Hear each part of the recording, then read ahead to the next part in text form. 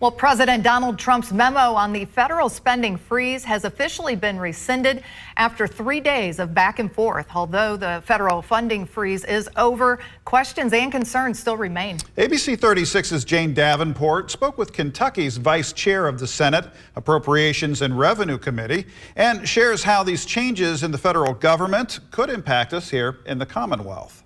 Confusion, fear, and uncertainty overtook many Americans this week after President Donald Trump announced a freeze on federal loans and grants.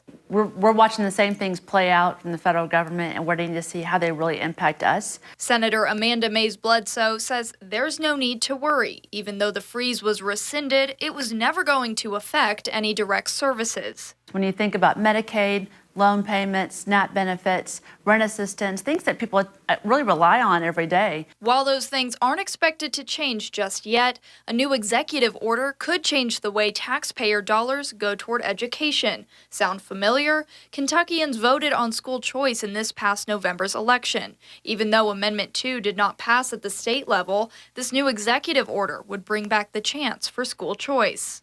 There's been a long argument for a long time that education is a states' right issue.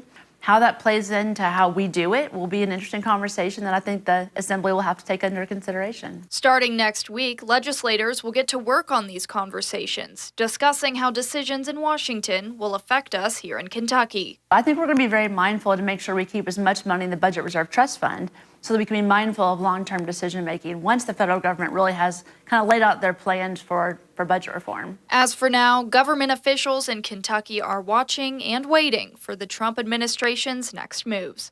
In Lexington, Jane Davenport, ABC 36 News Now.